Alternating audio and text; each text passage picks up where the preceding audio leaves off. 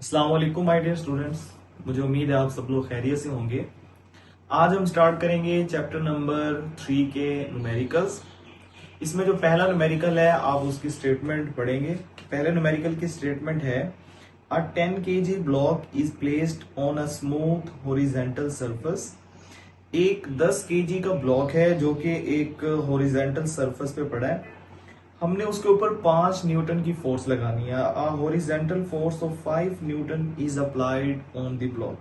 सबसे पहले हमने मालूम करना है इसमें एक्सेलरेशन, और दूसरे नंबर पे हमने मालूम करनी है वेलोसिटी आफ्टर 5 सेकंड। तो स्टूडेंट्स, आफ्टर 5 सेकंड का मतलब ये है कि हमने फाइनल वेलोसिटी मालूम करनी है। एक इनिशियल वेलोसिटी होती है जब कोई बॉडी स्टार्ट लेती है, और एक फाइनल वेलोसिटी होती है जब कोई बॉडी कुछ ना कुछ डिस्टेंस तय कर ले विद रिस्पेक्ट टू टाइम। तो गिवन डाटा लिखेंगे सबसे पहले हम लोग। नंबर 1, जो बॉडी का मैस है वो है 10 kg।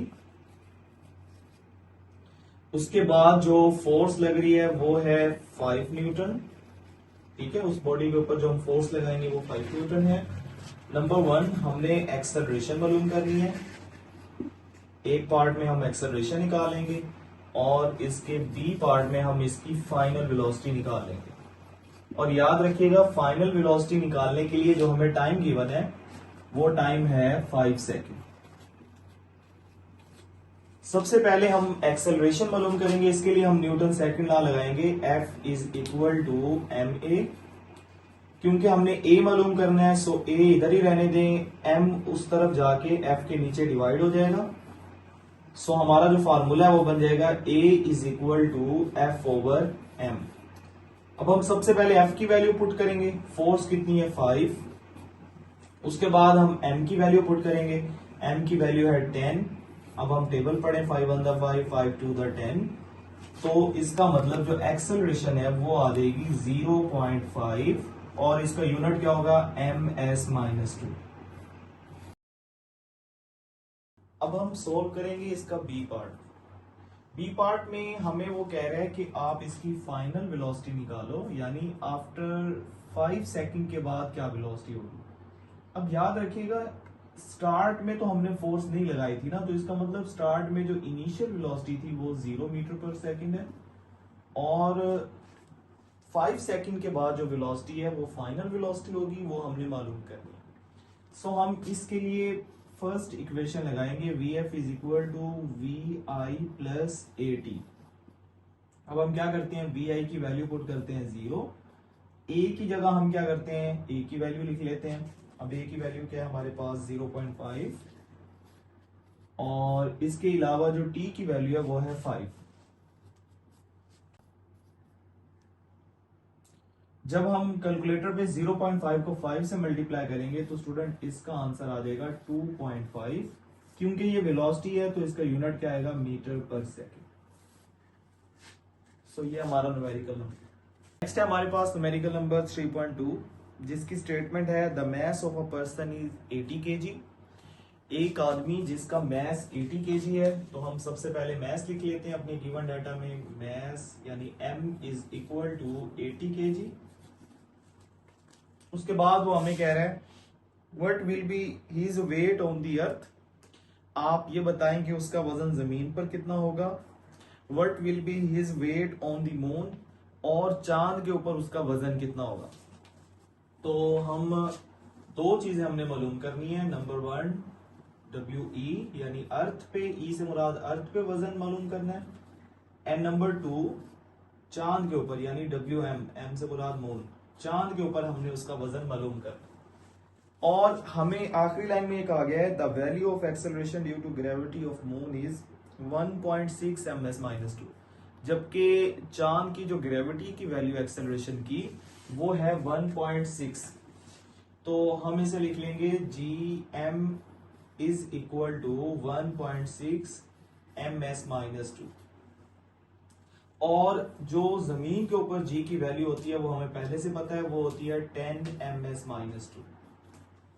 सो इस न्यूमेरिकल में हमें मैस दे दिया है पर्सन का, और हमें उसका वजन मालूम करना है जमीन के ऊपर और चांद के ऊपर, और दोनों की G की वैल्यू भी हमने लिख ली है। अब हम सबसे पहले जमीन के ऊपर जो वजन मालूम करेंगे उसके लिए हम फार्मूला लगाएंगे WE is equal to M और G के साथ क्या लिख लेंगे GE। अब M की जगह हम लिख देते हैं 80, GE की जगह हम लिख देते हैं 10, तो इसका आंसर आ जाएगा 800 और इसके साथ जो यूनिट आएगा वो आएगा न्यूटन। इसके बाद बी पार्ट में हम क्या करते हैं, क्योंकि चांद के ऊपर जो वजन है वो भी मालूम करना है, तो हम सेम फार्मूला यही लगाएंगे। हम लिखेंगे WM is equal to M, G के साथ क्या लिख लेंगे M। जब हम WE निकालेंगे तो GE लिख देंगे, जब WM निकालेंगे तो GM लिख देंगे। अब हम M की वैल्यू पुट करें अगेन 80 और G की वैल्यू पुट करें तो वो है 1.6। अब ऐसा करें कैलकुलेटर पे 80 को 1.6 से मल्टीप्लाई करें। अब हम ऐसा करते हैं 80 को 1.6 से मल्टीप्लाई करते हैं तो इसका आंसर आ जाएगा 128। अगेन क्योंकि ये वेट है तो इसका यूनिट न्यूटन आ जाएगा। सो ये हमारा न्यूमेरिकल नंबर 2 सॉल्व हो गया। नेक्स्ट है इसका numerical number 3। What force is required to increase the velocity of 800 kg car from 10 meter per second to 30 meter per second in 10 second. वो कह रहे हैं हमें कितनी फोर्स चाहिए होगी अगर हमें एक कार जिसका अपना मैस 800 kg है, 800 kg की कार है, हमें उस पर कितनी फोर्स लगानी पड़ेगी कि हम उसकी जो वेलोसिटी है वो 10 से 30 तक ले जाए, यानी उसकी जो स्पीड है, उसकी बढ़ने की जो रफ्तार है वो 10 से 30 तक ले जाए, और कितने सेकंड के अंदर अंदर, 10 सेकंड के अंदर अंदर, तो कितनी फोर्स लगाएं कि ये सब हो जाए। तो इसका मतलब जो हमें गिवन डाटा है वो ये है कि आपने फोर्स मालूम करनी है। मैस गिवन है हमारे पास 800 kg, शुरू की जो वेलोसिटी है वो आ जाएगी 10 मीटर पर सेकेंड, जो फाइनल वेलोसिटी आएगी वो आएगी हमारे पास 30 मीटर पर सेकेंड, और जो टाइम लग रहा है वो है हमारे पास 10 सेकेंड, और मालूम हमने करनी है फोर्स। इसका पहला स्टेप ये है कि आप सबसे पहले ना एक्सेलरेशन निकालो। स्टूडेंट्स इसमें हम फोर्स का फार्मूला लगाएंगे ma। तो m तो गिवन है लेकिन a नहीं है, तो सबसे पहले हम a मालूम कर लेते हैं। a के लिए आप फार्मूला यूज करें a is equal to vf minus vi over t। अब आप vf माइनस vi दोनों की वैल्यू पुट करें। So a is equal to vf की जगह 30, vi की जगह 10 और डिवाइडेड बाय 10। 30 में से 10 माइनस करेंगे तो 20 बचेगा। 20 ओवर 10 कितना होता है 2। तो इसका मतलब जो एक्सेलरेशन है वो आ जाएगी 2ms माइनस 2। अब हम फोर्स मालूम करेंगे। फोर्स के लिए आप फार्मूला यूज कर लो, F is equal to ma। m की जगह हम लिख देंगे 800 और एक्सेलरेशन की जगह हम लिख देंगे जो अभी वैल्यू मालूम की 2। तो दोनों को मल्टीप्लाई करें तो इसका आंसर आ जाएगा 1600। क्योंकि ये फोर्स है तो इसका यूनिट न्यूटन आ जाएगा। सो इसका मतलब 1600 न्यूटन हमें फोर्स लगेगी 800 kg कार को 10 की वेलोसिटी से 30 तक की वेलोसिटी तक लाने में। सो ये न्यूमेरिकल नंबर 3 था। नेक्स्ट है numerical number 3.4। Very very important है लॉन्ग के लिहाज से। तो इस न्यूमेरिकल की स्टेटमेंट है 5 gram bullet is fired by a gun. एक गन से 5 ग्राम की बुलेट फायर की जाती है। The bullet move with a velocity of 300 metre per second. Students अपनी आसानी के लिए आप बुलेट के लिए जो कुछ भी लिखेंगे उसे 1 से रिप्रेजेंट कर लें। उसका मैस m1 होगा, उसकी वेलोसिटी v1 होगी। और गन के लिए जो कुछ हम लिखेंगे उसे 2 से रिप्रेजेंट कर लेंगे, यानी मैस उसका m2 होगा और वेलोसिटी उसकी v2 होगी। तो दोनों चीजें हमें पहले पता चल चुकी हैं बुलेट की। बुलेट का जो मैस है हम उसे लिखेंगे m1 जो कि है हमारे पास 5 ग्राम। आप इसे 1000 पे डिवाइड करेंगे ताकि किलोग्राम में आ जाए, तो इसका आंसर आ जाएगा 0.005 किलोग्राम। जो बुलेट की वेलोसिटी है वो है, उसे हम v1 कह देते हैं, वो है 300 मीटर पर सेकेंड। इसके बाद नेक्स्ट लिखा हुआ है if the mass of the gun is 10 kg।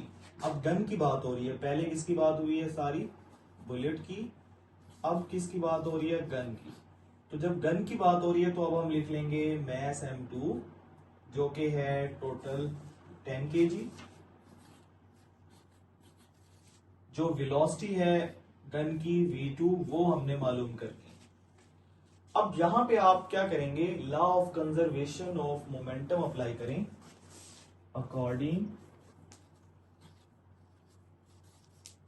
According to law of conservation of momentum के कानून के मुताबिक क्या होता है, हम लिख सकते हैं मोमेंटम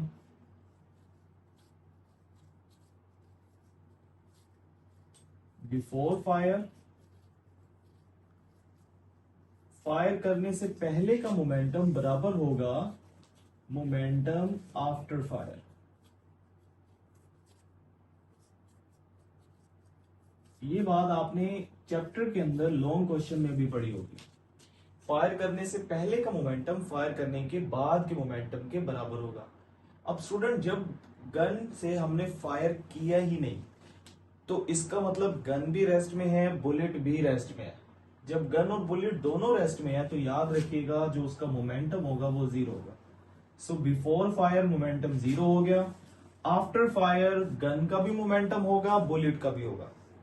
तो जो बुलेट का मोमेंटम होगा वो होगा m1v1। ठीक है, मोमेंटम के लिए आपको ना फार्मूला यूज करना होता है p is equal to mv। पहले मैस लिखते हैं फिर वेलोसिटी। तो बुलेट के लिए m1v1 और गन के लिए हम लिख देंगे m2v2 और दोनों को ऐड कर देंगे। सो ये हमारी इक्वेशन बन गई, इसी को हम यूज करेंगे। अब क्योंकि हमने v2 निकालना है तो हम ऐसा करते हैं, यहां रहने देते हैं m2v2। ये जो m1v1 है ये उधर जाके माइनस हो जाएगा। अगले स्टेप में ये जो m2 मल्टीप्लाई हो रहा है ये दूसरी तरफ m1v1 के नीचे जाके डिवाइड हो जाएगा। सो हमने v2 मालूम करना था, उसके लिए हमने एक फार्मूला बना लिया। अब इसको तरतीब दे लें। सो फार्मूला बनेगा v2 is equal to minus का m1v1 ओवर m2। सारी वैल्यूज पुट कर दे। पहले है m1 कितना है 0.005। उसके बाद है v1 कितना है 300। उसके बाद है m2 हमारे पास कितना है 10 kg। तो डिवाइडेड बाय 10 हो गया। अब आप सारी वैल्यूज को सोल्व करें, मल्टीप्लाई और डिवाइड करें कैलकुलेटर पे। अब हम क्या करेंगे, मल्टीप्लाई करेंगे 0.005 मल्टीप्लाई बाय 300 और स्टूडेंट इसको डिवाइड कर दें 10 के ऊपर तो इसका आंसर आ जाएगा 0.50। इसका मतलब जो गन की वेलोसिटी है v2 वो आ जाएगी -0.15 क्योंकि ये वेलोसिटी है, इसका यूनिट क्या आएगा ms माइनस। सो ये गन की वेलोसिटी होगी। ये न्यूमेरिकल नंबर था 4। स्टूडेंट एक और बात याद रखिएगा, यहाँ पे नेगेटिव साइन इसलिए आया है बिकॉज गन एंड बुलेट दोनों की डायरेक्शन ऑपोजिट है। जब फायर किया जाता है तो बुलेट मूव करती है आगे की तरफ और जो गन है वो रिकॉइल करती है, यानी पीछे की जानिब झटका खाती है। तो इसलिए दोनों की वेलोसिटी एक दूसरे के ऑपोजिट है, इसी वजह से यहाँ पे जो गन की वेलोसिटी निकली है वो माइनस में आई है। नेक्स्ट है इसका न्यूमेरिकल नंबर 3.5। स्टूडेंट इसमें लिखा हुआ है एन एस्ट्रोनॉट वेट 70 kg। एक एस्ट्रोनॉट है, एस्ट्रोनॉट कहते हैं जो स्पेस में जाते हैं। ही थ्रो अ रेंज, वो एक रेंज को थ्रो करता है जो कि 300 ग्राम का है और किस स्पीड के साथ 3.5 मीटर पर सेकंड की स्पीड के साथ। अब सबसे पहले स्टेटमेंट समझ लें, एक एस्ट्रोनॉट जिसका अपना जो मैस है वो 70 kg है और जो वो रेंज फेंक रहा है ना उसका जो मैस है वो 300 ग्राम है और उस रेंज की जो स्पीड है वो 3.5 ms-1 है।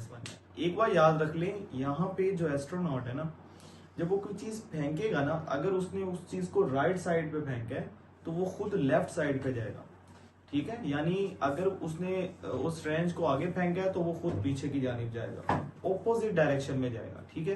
क्योंकि वहां किसी किस्म की कोई हवा नहीं है, वो स्पेस है, तो इस वजह से जो चीज वो जिस साइड पे फेंकेगा वो खुद according to Newton third law वो ऑपोजिट डायरेक्शन में जाएगा।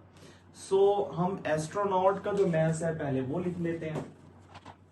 सो हम लिखेंगे मैस ऑफ एस्ट्रोनॉट यानी M1। एस्ट्रोनॉट के लिए जो कुछ लिखेंगे वो 1 से रिप्रेजेंट कर लेंगे, वो है 70 kg। और अगर आप इसका ए पार्ट पढ़े ना तो वो यही आपसे पूछ रहा है कि एस्ट्रोनॉट की ना वेलोसिटी भी निकालें। तो M1 दे दिया और उसकी वेलोसिटी जो V1 है वो मालूम करनी है। फिर हमें जो रेंज वो फेंक रहा है उसका जो मैस है वो है टोटल 300 ग्राम। ग्राम में है तो आप इसको 1000 पे डिवाइड करें तो इसका आंसर 0.3 किलोग्राम आ जाएगा। और जबकि इस रेंज की जो स्पीड है फेंकने की वो भी हमें गिवन है, वो है 3.5 ms-1, ठीक है। अब हमें इसके जो बी पार्ट में हमें कहा जा रहा है वो ये कह रहा है कि एस्ट्रोनॉट 30 मिनट के बाद कितना फासला तय करेगा। सो डिस्टेंस हमने मालूम करना है और डिस्टेंस के लिहाज से जो हमें टाइम दे दिया गया है वो है टोटल 30 मिनट्स। 30 मिनट का मतलब है आप इसको 60 से मल्टीप्लाई करें, ठीक है, और इसका आंसर आ जाएगा 1800 सेकेंड्स। इसका मतलब जो ए पार्ट है उसमें हम V1 निकालेंगे और जो बी पार्ट है उसमें हम डिस्टेंस निकालेंगे। सो फर्स्ट V1 निकालने के लिए according to law of conservation of momentum M1 V1 plus M2 V2 is equal to 0। यहां पे हम रहने देंगे M1 V1, ये जो M2 V2 है ये उधर जाके माइनस हो जाएगा। अगले स्टेप में V1 निकालना है तो ये बन जाएगा M2 V2 divided by M1। सारी वैल्यूज पुट कर दो। M2 की जगह बेस 2 जो है वो है 0.3, जो रेंज की स्पीड है V2 वो है 3.5 और जो M1 है वो हमारे पास है 70 kg। अब आप कैलकुलेटर पे दोनों वैल्यूज को मल्टीप्लाई और 70 पे डिवाइड करें। अब कैलकुलेटर यूज करेंगे तो इसमें हमारे पास 0.3 जो है वो मल्टीप्लाई होगा 3.5 से और ये डिवाइड हो जाएगा 70 से, तो इसका आंसर आ जाएगा 0.015 माइनस 0.015। अब आप गौर से देखें इसका यूनिट ms-1 है तो आंसर माइनस में आया ना, ये इसका मतलब ये कि V1 जो है वो एस्ट्रोनॉट की स्पीड है और जो V2 है वो उस रेंज की स्पीड है। अगर रेंज जो है वो राइट साइड पे जा रहा है तो एस्ट्रोनॉट लेफ्ट साइड पे जाएगा, इसलिए यहाँ पे नेगेटिव साइन है। ये मैंने दो एरोज इसलिए बनाया आपको समझ आ जाए कि दोनों की डायरेक्शन ऑपोजिट है। अब हम इसका डिस्टेंस निकालेंगे क्योंकि डिस्टेंस एस्ट्रोनॉट का निकालना है कि उसने कितना तय किया है। सो इसके लिए हम फार्मूला यूज कर लेंगे S is equal to VT। बच्चों V तो दो है, अब एक V1 है और एक V2 है। V1 एस्ट्रोनॉट की स्पीड है और जो V2 है वो उस रेंज की स्पीड है। सो हम यहाँ पे S is equal to V1T use करेंगे बिकॉज हमने जो डिस्टेंस निकालना है वो एस्ट्रोनॉट का निकालना है। तो इसका मतलब जो V1 है वो है 0.015। 0.015 यहाँ नेगेटिव साइन नहीं लेंगे, मैंने पहले बोला नेगेटिव साइन जस्ट इंडिकेट कर रहा है कि एस्ट्रोनॉट की जो स्पीड है वो ऑपोजिट डायरेक्शन में होगी। और यहाँ पे जो टाइम है वो है 1800, दोनों को मल्टीप्लाई करें 0.015 मल्टीप्लाई किससे करेंगे आप 1800 से, तो इसका आंसर आ जाएगा 27। बिकॉज ये डिस्टेंस है तो इसलिए इसका जो यूनिट है वो मीटर आ जाएगा। सो इसका मतलब वो जो एस्ट्रोनॉट है वो 0.015 की स्पीड से बैकवर्ड जाएगा, ऑपोजिट डायरेक्शन में जाएगा और 30 मिनट में यानी 1800 सेकंड में वो 27 मीटर का फासला तय करेगा। तो ये था न्यूमेरिकल नंबर 3.5।